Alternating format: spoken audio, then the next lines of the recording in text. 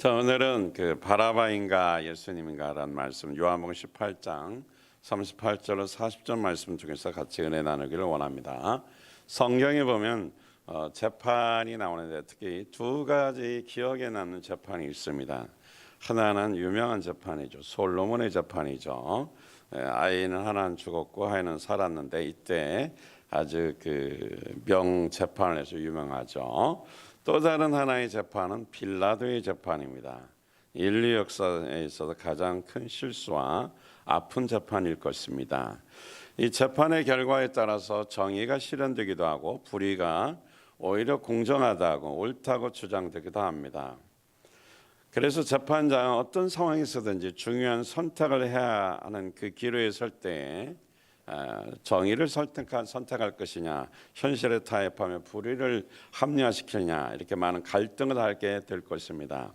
그만큼 한 가지를 선택한다는 것은 많은 고민을 하게 하는 것입니다. 서양 사람들은 인생을 이렇게 설명한다고 합니다. 인생을 BCD로 말한다는 거죠. B는 그 버스, 그 탄생을 의미하고, D는 데스, 죽음을 의미합니다. 그래서 그 B와 그 D 사이, 그러니까 탄생과 죽음 사이에 존재하는 것이 바로 C, 초이스, 선택이라는 것입니다. 그래서 인생의 모든 날을 상징하는 이 선택이 바로 인생이라는 거죠. 저도 그러니까 우리의 선택이 우리의 인생을 결국 만들게 된다는 것입니다. 참 중요한 말 같아요. 지난 금요일 그 오전에 기도하면서 갑자기 전도하러 가야 되는데 제가 이제 그 며칠 쉬었잖아요. 일이 있어서 출장 갔다가 며칠 쉬었더니 갑자기 가기 싫고 하기 싫은 부담이 좀 생겼습니다. 그러니까 벌써 마음이 그 전도를 매일매일 하다가 쉬었더니 마음이 다친 거죠. 전에는 뭐 공항이나 어디서든지 전도를 했는데 지금은 교회 이름이 있기 때문에 어디 다니면서 전도하는 게 쉽지 않습니다. 그냥 아무것도 없는 것은 전도할 수 있지만 요즘은 또 그 여러 가지 일들이 있어서 또 아무데나 이렇게 뭐를 할 수 있는 여건이 안 됩니다. 그러다 보니까 여러 가지 힘든 상황이었습니다. 그래서 그날도 점심 먹고 전도하러 가야 되는데 내 마음에 좀 부담이 되고 조금 이렇게 하기 싫은 그 생각이 자리 잡고 있었습니다. 자, 이런 상황에서 하기 싫고 부담이 되는 이런 상황에서 가장 중요한 것이 뭘까요? 의지적인 선택입니다. 고민되고 갈등될 때 할까 말까, 갈까 말까, 하나님의 일을 할까 말까, 전도하러 갈까 말까, 이런 고민되는 상황에서 가장 중요한 것이 뭐라고요? 의지적인 선택, 해야 된다는 선택이라는 것입니다. 그래서 일단 15장을 데리고 나갔고, 그런데 첫 번째 만난 사람들을 보니까 또 키가 엄청 크고 등치가 막 이따만하고요. 눈은 부리부리하고 멀리서 보니까 좀 노는 사람들 같으니까 살짝 긴장이 되더라고요. 그러거나 말거나 가서 이제 이렇게 나눠줬더니 또 의외로 공손히 잘 받는 거예요. 그러니까 거절당할까봐 약간의 두려움이 있고 좀 부리부리하고 좀 생긴 모습이 좀 어떡해요? 무섭게 생긴 거죠. 그런데 그분들이 오히려 잘 받으니까 용기가 생기고 또 이제 아파트로 들어가서 이렇게 또 마스크를 나누는데 보니까 키가 크고 또 연예인 같은 몇 번 본 것 같아요. 그래서 저분 연예인이 아닌가 이런 생각도 드는데 거절할 줄 알았더니 또 잘 받더라고요. 그때부터 보여요. 용기가 생기고 확신이 생기니까 그 다음부터는 어떻게 나눠주는데 쉽더라고요. 물론 거절도 많이 당했어요. 하지만 그 거절에 대한 어떤 상처나 기분 나쁜 것이 없고 오히려 마음이 평안하니까 나눌 수가 있었습니다. 그러니까 제가 그래서 이제 15장 들고 또 교회 오는 길에 사람들이 있어서 한 20장은 돌려야 되겠다 해서 목표한 것을 이루었습니다. 자, 그러니까 우리가 고민되고 갈등될 때 의지적인 선택이 중요한 것입니다. 인생에 있어서 우리가 하나님의 뜻대로 살고 어떤 일을 할 때 가장 중요한 것은 이렇게 선한 선택, 하나님이 기뻐하시는 선택을 의지적으로 해서 순종할 때 우리가 인생에 가치 있는 삶이 되고 열매를 풍성하게 맺게 되는 것입니다. 자, 오늘 본문을 보면 그런데 인류의 가장 어리석은 선택을 해서 영원히 씻을 수 없는 낙오자로 낙인 찍힌 모습의 한 장면을 보여주고 있습니다. 이것이 그 바라바와 예수님을 놓고 선택하는 그 상황 속에서 벌어진 사건입니다. 오늘 우리는 바라바를 선택하는 재판을 통해 교훈을 얻고 주님을 기쁘시게 하는 선택과 순종을 통해서 복을 받는 저와 여러분 되시기를 주의 이름으로 축복합니다. 할렐루야. 자, 첫 번째, 그러면 왜 예수님 대신에 바라바를 선택했을까요? 자, 요한복음 18장 39절 말씀 보겠습니다. 시작. 유월절에는 내가 여러분에게 죄수한 사람을 놓아주는 관례가 있어. 그러니 유대 사람들의 왕을 놓아주는 것이 어떻겠소? 할렐루야. 자, 유대인들은 유월절에 전례에 따라 백성들이 요구하는 대로 죄인 한 사람을 석방할 수가 있었습니다. 당시 유대인은 로마 통치를 받고 있었기 때문에 그 사형을 언도하거나 형을 정지시킬 수 있는 권한이 이스라엘에 파송된 로마 총독에게 있었습니다. 예수님 당시 로마 총독인 빌라도에게는 사형 집행을 명령할 수 있는 권한뿐만 아니라 로마 황제 이름으로 형을 정지시킬 권한도 있었습니다. 그래서 이스라엘 최대 명절인 유월절을 맞아 유대인들이 로마 총독 빌라도에게 죄수한 사람 가운데서 하나를 석방시켜 달라고 요청했습니다. 빌라도는 2명을 그들 앞에 세워놓고 유대 사람들의 왕을 놓아주는 것이 어떻겠느냐라고 그들에게 오히려 선택을 요청했습니다. 자, 요한복음 18장 40절 말씀 보겠습니다. 자, 원래 자막을 넣어달라고 했는데 이것도 잊어버렸나 봐요. 그냥 시원하게 보시기 바랍니다. 시작. 그들은 다시 큰 소리로 그 사람이 아니요 바라바를 놓아주시오 하고 외쳤다. 바라바는 강도였다. 할렐루야. 자, 그들은 단호하게 메시아 되신 예수님은 아니오라고 거절해 버렸습니다. 대신에 강도라고 분명히 여기 바라바는 강도라 그랬는데 이 강도로 사형당할 이 사람을 오히려 석방시켜 달라고 큰 소리로 백성들이 이렇게 외쳤습니다. 예수님은 십자가에 못 박아야 할 죄인으로 누명, 예수님은 십자가에 못 박아 죽여야 할 죄인으로 누명씌우고 오히려 강도요 살인자인 바라바는 애국자를 만들어서 풀어달라고 석방시켜달라고 백성들이 선택했습니다. 그들이 그렇게 큰 소리를 외치며 죄 없는 예수님보다 바라바를 선택하는 이유는 무엇일까요? 자, 마가복음 15장 11절 말씀 한번 보겠습니다. 시작. 그러나 대제사장들은 무리를 선동하여 차라리 바라바를 놓아달라고 청하게 하였다. 할렐루야. 자, 이것은 뭐냐면 대제사장들이 무리를 이렇게 충동시켰습니다. 그래서 그 무리를 충동시켜서 당시에 그 권력자고 종교 지도자들은 예수님을 좋아하지 않았기 때문에 군중들을 충동질해서 예수님을 십자가에 못 박고 바라바를 석방시켜 달라고 그들이 외치면서 데모를 하게 만들었습니다. 그 종교 지도자들과 권력자들이 왜 예수님을 좋아하지 않았는가?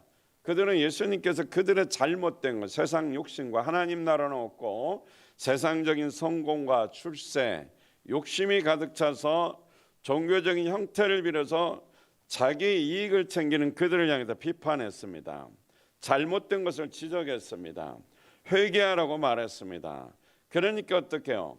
그들은 좋아하지 않았죠. 예수님께서는 하나님 나라를 이루고 신앙 회개를 통해 신앙의 회복을 촉구했지만 그들은 오히려 바른 말을 해주고 회개하라고 그러고 하나님 나라의 백성이 되는 방법을 말씀을 전했더니 오히려 원수처럼 생각했습니다.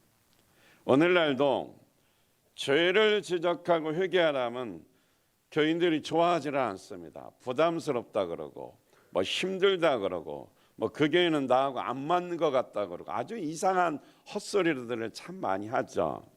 예수님 당시에는 더 심했어요. 그래서 예수님은 오히려 죽이려는 기회도 하여튼 그 기회만 가지려고 호시탐탐 노렸다는 사실을 우리는 성경을 통해서 볼 수 있습니다. 자, 그러던 차에 예수님께서 유월절을 앞두고 자기 발로 어떻게 예루살렘에 올라오셨습니다. 이제 그들에게 기회가 온 거죠. 권력자들이 기회를 놓칠 리가 절대 없습니다. 그 백성들은 불과 며칠 전만 해도 예수님께서 예루살렘에 나귀를 타고 오실 때에 호산나 다윗의 자손이여 외치면서 그 나뭇가지 흔들면서 주님을 환영했던 사람들인데 며칠 지나지 않아서 이렇게 어떻게요? 언어와 행동이 확 바뀌어서 오히려 예수님을 십자가에 못 박으라고 밀란을 일으키면서 소리치는 존재들로 바꿔져 버렸습니다. 변절돼 버린 거죠. 그들은 권력자들에게 매수된 무리들이죠. 그들이 충동질을 해서 자기들이 한 행동이 얼마나 어리석고 큰 죄악인지 모른 채 예수님을 십자가에 못 박으라고 소리치고 있습니다. 사랑하는 성도 여러분, 우리가 신앙생활할 때 분위기에 휩쓸려서 이성을 잃어버릴 때 우리도 이렇게 엄청난 그 예수님 당시의 백성들처럼 큰 실수를 죄악을 저지를 수 있다라는 사실을 우리는 기억해야 할 것입니다. 신앙생활은 군중 심리에 이렇게 휩쓸려서 하면 안 되는 것입니다. 분위기를 타면 안 된다는 거죠. 분위기에 압도당하면 평소에 아무리 똑똑한 사람들도 이성을 잃게 되는 것입니다. 감정이 상하거나 어떤 불이나 악이나 어떤 사람들이 만들어 놓은 그 감정에 휩쓸리면 판단력을 잃어버리니까 실수하게 되고 범죄할 수밖에 없다라는 거죠. 특히 좋은 일보다는 좋지 않은 일에 항상 감정이 휘감겨서 어떻게 휘둘리게 되어 있습니다. 본문에 나온 무리들이 바로 이런 실수를 범했습니다.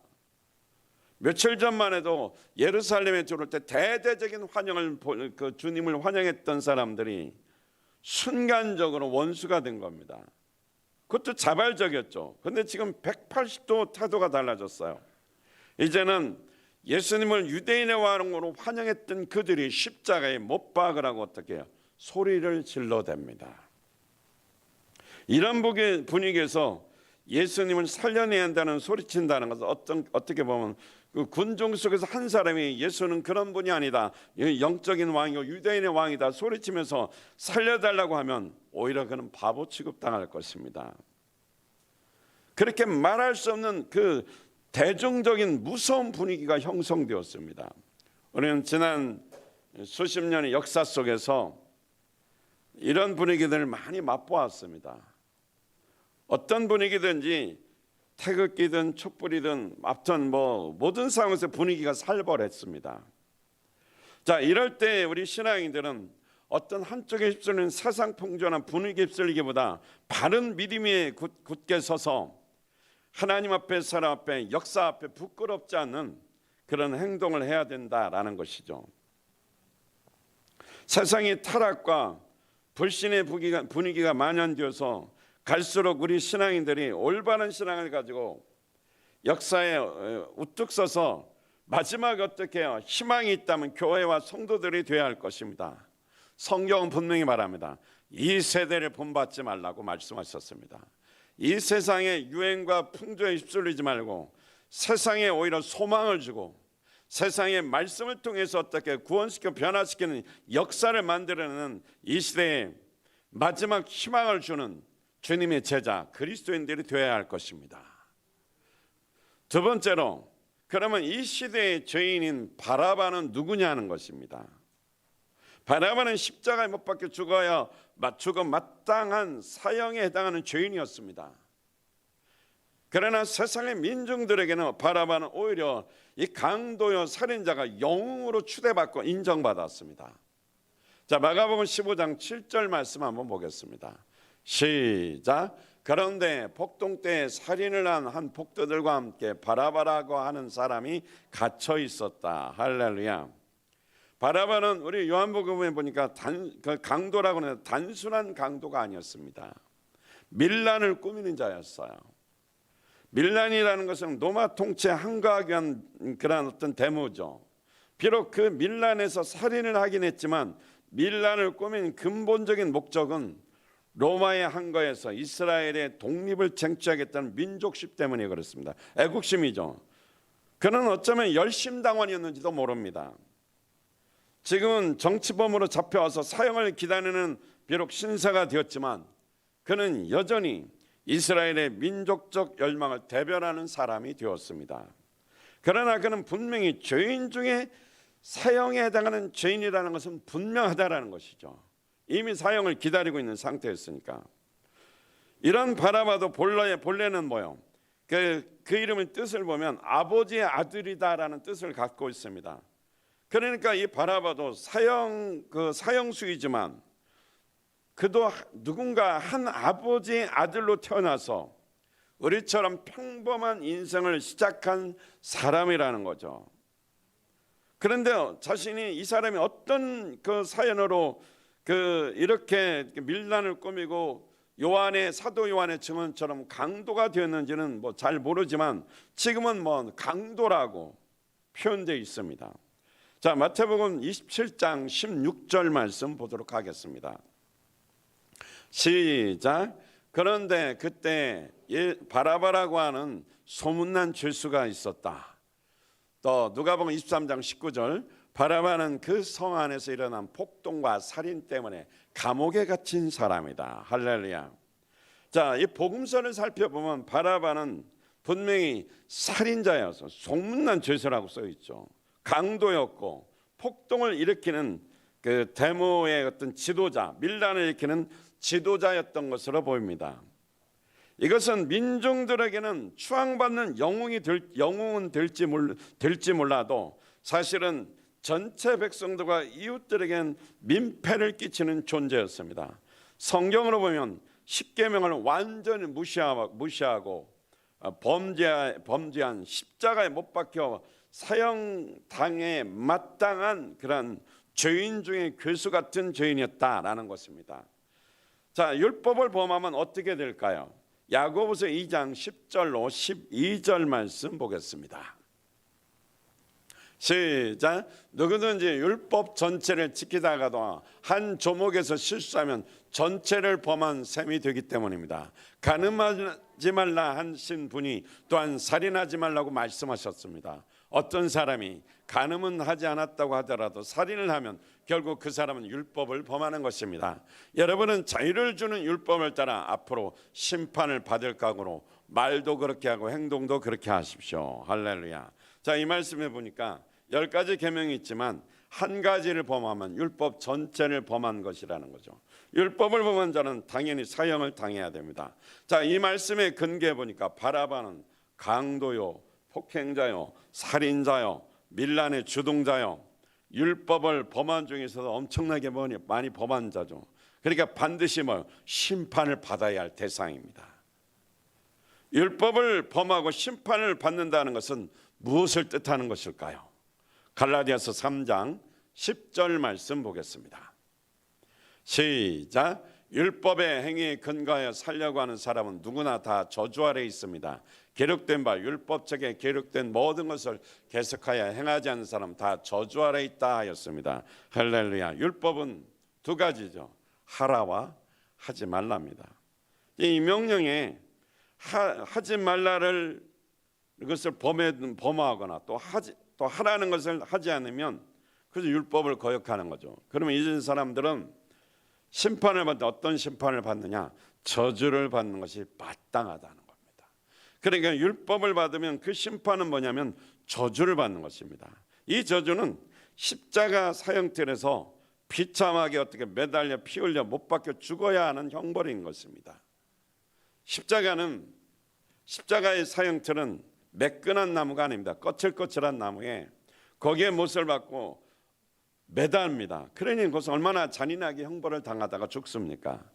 바라바라는 이 강도, 이 사람은 율법을 범했기 때문에, 이미 살인자였기 때문에, 밀란을 주도했기 때문에 저주와 형벌을 받아 마땅한 그 아주 잔악한 죄인이라는 것입니다. 사형당해야 할 마땅한 죄인인데 그가 바라바라는 거죠. 사실은 본문에서 의미하는 이 바라바는 누구냐는 것입니다. 이렇게 극악무도한 죄인인 이 바라바를 대신 예수님 대신에 내놓으라고 외쳤고 결국 그가 풀려났는데, 그러면 이 바라바가 의미하는 것, 상징적으로 의미하는 건 뭐냐는 거죠. 그 바라바가 바로 오늘날 우리 자신이다라는 겁니다. 바라바는 눈에 보이는 범죄 속에서 강도여 저주받아 심판받아 저주받고 마땅히 사형당해야 할 죄인이었지만, 우리는 마음속에 이미 태어날 때 그 죄를 가지고 태어났고, 이 세상 살아가면서 수많은 동기가 얼마나 많은 죄를 짓고 삽니까? 따라서 오늘날에 바로 극악무도한 죄인이 바로 누구냐? 우리들이라는 것입니다. 우리들을 그 대신해서, 그래서 예수님께서 뭐요? 십자가에 못 박혀 죽으시고 대신에 죄인인 바라바가 풀려난 것처럼 우리가 바로 뭐요? 죄산 받아야 할 대상인 바라바라는 사실입니다. 할렐루야. 자, 그러면 세 번째, 죄사함을 받은 이 시대의 바라바는 누구냐는 거죠. 이미 말씀드렸지만 빌라도는 재판 과정에서 예수님은 죄가 없다는 사실을 알고 석방하려고 노력했습니다. 그래서 이런 고백을 했어요. 요한복음 19장 6절 시작. 대제사장들과 경비병들이 예수를 보고 외쳤다. 십자가에 못 박으시오, 십자가에 못 박으시오. 그러나 빌라도는 그들에게 당신들이 이 사람을 데려다가 십자가에 못 박으시오, 나는 이 사람에게서 아무 죄도 찾지 못했어 하고 말하였다. 할렐루야. 자, 여기 보면 그 앞에 먼저 구절을, 이게 복음서 전체 보면 군중들은 대제사장들의 선동질에 의해서 예수님을 십자가에 못 박으라고 외쳤다고 그랬습니다. 그런데 오늘 본문에 보니까 위에 구절을 보면 대제사장들과 경비병들도 예수님을 향해서 십자가에 못 박으라고 외쳤습니다. 자, 이 상황에서 빌라도는, 나는 그 사람들이 어떻게 경비병과 대제사장 사람들이 십자가에 예수를 못 박으라 막 외칠 때에, 이런 상황에서 빌라도는 분명히 말했어요. 나는 이 사람에게 아무도 죄도 찾지 못했다라고 그들에게 대답해 줬습니다. 주님이 죄가 없다는 빌라도의 선언을 듣고도 이 민중들은 계속 돌변해서 더 강력하게 예수님을 십자가에 못 박으라고 그들은 외쳤습니다. 왜 그랬을까요? 아마도 그들이 예수님을 유대인의 왕으로 막 환영하면서 호산나 다윗의 자손에 외치다가 갑자기 이렇게 돌변한 이유는, 주님이 십자가에 매달리기 직전까지 그 잡혀가는 그 과정을 보면서 그들이 기대했던 것에 부응하지 못했기 때문인 것으로 보입니다. 이 민중들과 심지어 제자들까지도 어떻게 예수님께서 기대했던 것이 많습니다. 그들은 로마의 압제에서 통치를 받고 그 로마에서 해방되기를 원했습니다. 마치 모세를 통해서 애굽에서 그들이 구원받아 홍해를 건너고 가나안을 거쳐서 그 광야를 거쳐서 가나안에 입성하는 그 장면을 상상하면서 예수님께서 메시아로서 로마에서 그들을 정치적으로 해방시켜 줄 것을 기대했습니다. 그리고 그들의 고통당하는 민족의 아픔을 해결해 줄 수 있는 그리스도로 생각했습니다. 그런데 빌라도의 법정에 서 있는 예수님의 모습에는 하나님의 나라를 회복시켜 줄 능력이 전혀 보이질 않았습니다. 칼 한 번 써보지 못하고 잡혀온 것은 물론이고 빌라도의 신문 앞에서도 침묵하면서 한마디 대답도 하지 않습니다. 채찍에 그렇게 잔인하게 맞으면서도 피 철철 쏟으면서도 그냥 무기력하게 침묵하고 매만 세상 말로 쳐맞고 계십니다. 그러니까 그에게 왕으로서 뭔가 해방을 기대했고 능력을 기대했고 기적을 기대했는데, 그동안은 수만 명을 먹이고 또 입혔고 또 죽은 자도 살렸고 안진뱅이도 일으켰고 귀신을 쫓아냈고 불체 질병을 그렇게 많이 고친 기적의 사람, 하나님의 아들이라고 믿었는데, 메시아라고 믿었는데, 막상 이 로마라는 큰 정치 그 권력에서 그들을 해방시켜 줄 것을 기대했는데 침묵하며 대답 한마디 못하고 그냥 매를 때리면 때리는 대로 맞고 가시면류관을 쓰고 그냥 고난을 그냥 당하고 있는 것입니다. 아무 힘이 없는 것입니다. 기대할 것이 전혀 없습니다. 차라리 그럴 바에는 주동질을 해서 비록 사람을 죽이긴 했지만 이 백성들은 힘을 규합시켜 데모할 수 있고 그 정치 권력의 힘을 어떻게 발휘할 수 있는 바라바가 낫더라는 거죠. 그래서 그들은 예수님이 자기들의 기대에 맞춰지지 못하니까 오히려 어떻게요? 자기들의 그 힘과 권력을 앞장서서 해줄 수 있는 바라바라고 생각하고 그들은 바라바를 선택하고 예수님은 십자가에 못 박아 죽이라고, 죄 없는 예수는 죽이라고 그들은 선동했던 것입니다. 그들의 정치적인 야망, 세속적인 동기가 결국은 예수님을 십자가에 못 박고 바라바를 석방시켜달라는 의침을 만들어낸 것입니다. 사랑하는 성도 여러분, 하나님이 원하시는 동기를 가지고 예수님의 시각으로 십자가를 바라보기보다는 내가 지금 가지고 있고 하고 싶은 세상적인 동기와 인간적인 욕구를 가지고 예수님을 그 당시의 민중들처럼 종교인들과 지도자들처럼 바라본다면 우리도 똑같이 예수님을 십자가에 못 박으라고 외칠 수밖에 없다라는 거죠. 그들이 큰 실수를, 그 당시 예수님 시대의 백성들이 예수님을 십자가에 못 박으라고, 잔인하게 못 박으라고 함께 외치고 선동질했던 그 모습 그대로 우리도 되풀이할 수 있다라는 사실입니다.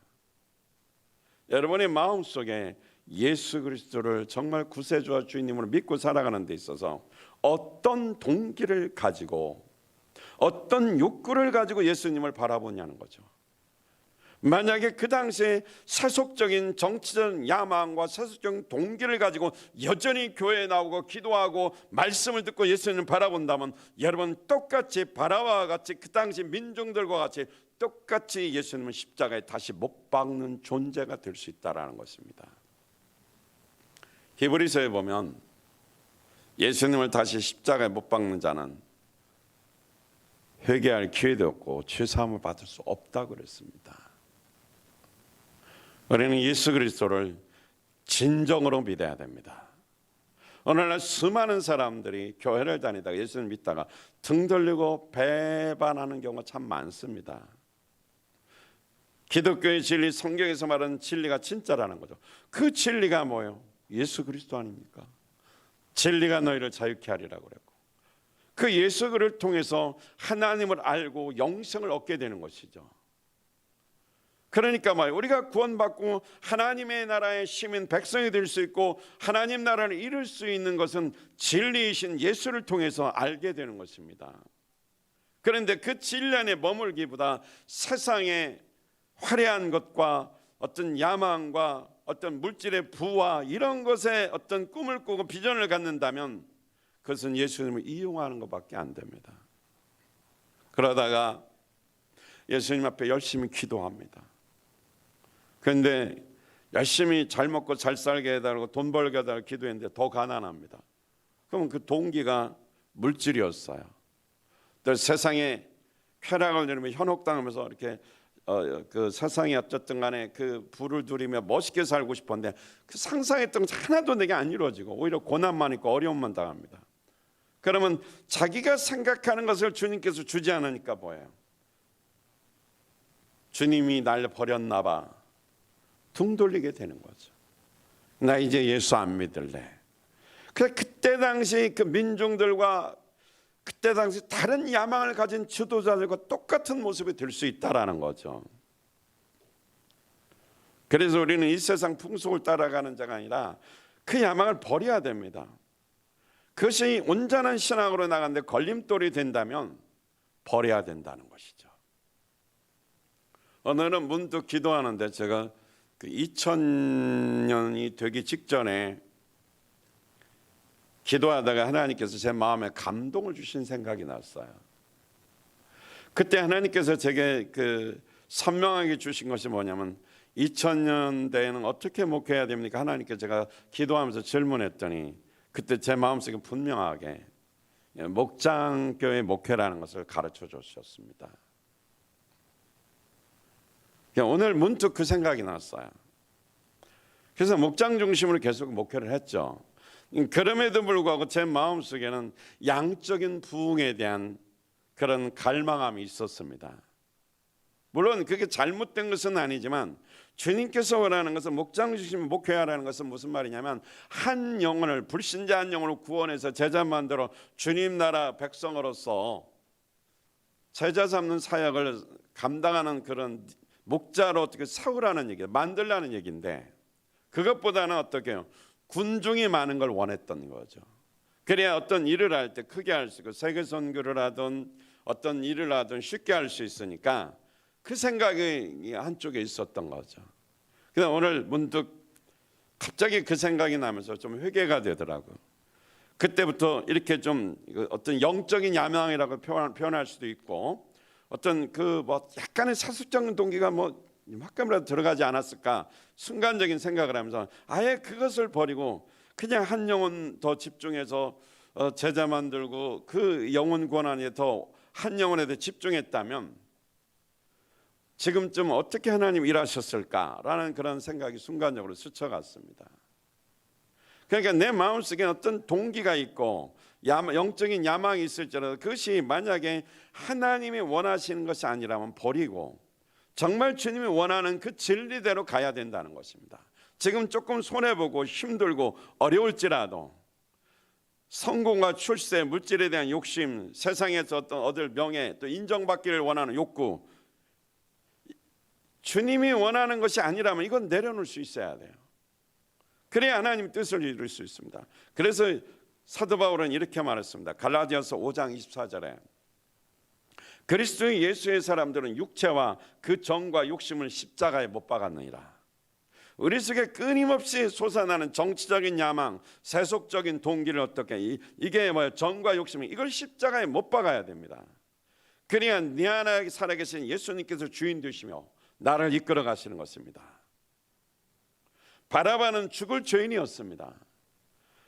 결국 억울하게 예수님께서 십자가에 못 박혀 죽으시고 그가 어떻게 자유인으로 살아났지만 결국 그가 살아난 것은 사람들의 보기에는 민족적인 영웅심과 리더십이 있어서 살아난 것으로 착각할 수 있고 판단할 수 있지만 사실은 그가 살아난 것은 예수님이 그 대신에 그 십자가에 못 박혀 죽으셨기 때문에 그가 살아난 것입니다. 그는 살인자였지만 주님이 누명 쓰고 살인자로 그 대신 죽으신 것입니다. 그는 큰 죄인이었습니다. 율법의 저주로 십자가에 죽어 마땅한 죄인이었습니다. 그런데 바라바 대신에 주님이 죽으셨기 때문에 그는 생명을 얻게 된 것입니다. 그가 죄를 씻을 만큼 훌륭한 일을 했고 또 선하게 살았기 때문에 그가 풀려난 것이 아닙니다. 그가 한 것은 아무것도 없습니다. 그가 한 것은 죄밖에 없습니다. 그런데 예수님께서 십자가의 죽으심으로 말미암아 바라바가 어떻게 용서받고 살게 된 것입니다. 그 바라바가 바로 죽을 수밖에 없는 우리 대신에 예수님께서 죽으셨기 때문에 세상적인 정치적 야망과 세상적인 출세와 성공, 명예의 동기를 가지고 살아가는 죄인 중에 죄인인 우리를 위해서 주님께서 십자가에 못 박혀 죽으셨기 때문에 오늘날의 바라바인 우리가 살게 된 것입니다. 갈라디아서 3장 13절 말씀 보겠습니다. 시작. 그리스도께서 우리를 위하여 저주를 받은 사람이 되심으로써 우리를 율법의 저주에서 속량해 주셨습니다. 기록된 바 나무에 달린 자는 모두 저주를 받은 자이다 하였기 때문입니다. 할렐루야. 바울은 우리를 율법의 저주에서 예수님께서 속량해 주셨다고 말씀하셨습니다. 십자가에서 죄의 대가를 지불하시고 우리에게서 어떻게 우리를 죄에서 자유를 얻게 하셨다라는 것입니다. 자, 교회에서 그 전승에 의하면 바라바는 나중에 예수님을 믿고 새 사람으로 변화되었다고 합니다. 그는 석방된 이후에 자기 대신에 십자가를 지고 가신 예수님의 뒤를 따라서 멀리서나마 주님께서 골고다 십자가에서 죽어가시는 모습을 지켜보았다는 것이죠. 그리고 그 마음 깊은 곳에서 이런 부르짖음이 쏟아나오기 시작했다고 합니다. 메시아여, 그리스도여, 당신은 나 때문에 죽었습니다. 그렇게 해서 그리스도인이 된 바라바는 평생을 자신을 위해 죽으신 주님을 증거하며 예수님을 증거하며 살았다고 합니다. 그분은 나 때문에 죽었습니다. 예수님은 나 때문에 죽으셨습니다. 사랑하는 성도 여러분, 바라바는 죄인인 나를 상징하는 인물입니다. 바라바가 죽어야 할 자리에서 우리 주님이 대신 죽으신 것처럼 죄와 허물로 인해서 내가 죽어야 하는데 예수님께서 내 대신 십자가에서 못 박혀 죽으셨습니다. 주님께서 내 대신 죽음으로 나는 용서를 받았고 새 생명을 얻었습니다. 내가 맞아야 할 진노의 채찍을, 이 잔인한 채찍을, 가시면을관을 예수님께서 대신 맞아주시고 피 흘려 가시면을관을 쓰시고 피 흘려 주셨습니다. 내가 당해야 할 수치를 우리 예수님께서 대신 당하셨습니다. 나의 죄악으로, 정치적인 야망과 세상적인 욕심과 동기로 이미 심판받아 저주의 저주를 받아 마땅히 지옥 가야 할 나를 대신해서 예수님께서 십자가를 대신 짊어져 주셨기 때문에 내가 죽어야 할 그 자리에 주님이 죽어주셔서 내가 살게 된 것입니다. 내가 고난받아야 할 그 자리에서 주님이 고난받았기 때문에 내가 고난받지 않고 살게 된 것입니다. 주님이 수치를 당하고 십자가에 못 박혀 피 흘려 잔인하게 죽으신 것은 누구 때문입니까? 바로 나 때문인 것입니다. 주님께서 그는 하나님의 아들이시고 영적인 왕이심에도 불구하고 그렇게 잔인하게 죽으신 것은 나의 죄 때문입니다. 강도 같은 바라바, 오늘날의 바라바, 나 같은 죄인 때문에 주님이 십자가에 잔인하게 죽으셨습니다. 이 사실이 인정되고 받아들인 것은 성령님이 여러분에게 감동해 주실 때 주님이 나 때문에 죽으셨구나. 속에는 살인자여 강도가 아닙니까? 얼마나 남의 것에 대한 욕심을 가졌습니까? 어떤 사람 미워서 얼마나 보기도 싫고 말하기도 싫고 상대하기 싫어서 잠 못 잔 적이 한둘입니까? 성경은 미움은 살인죄라고 그랬습니다. 우리 속에 이렇게 극악무도한 죄가 얼마나 많습니까? 남이 가진 거 가지고 싶어서 얼마나 속으로 부글부글 끓은 적이 많습니까? 속으로 뺏은 것 아닙니까? 강도 아닙니까? 오늘날의 바라바는 바로 납니다. 오늘날의 바라바가 죄사함 받고 살 수 있는 것은 바로 예수 그리스도께서 그 바라바 대신에 죽으셨기 때문에 그렇습니다. 이 사실이 어떻게 주님이 나 대신 죽으시고 나를 구원하시고 내가 하나님의 자녀 되었다, 나 때문에 주님이 죽으셨기 때문에 내가 살게 되었다, 이 사실이 체험되려면 성령의 충만한 임재가 있어야 됩니다.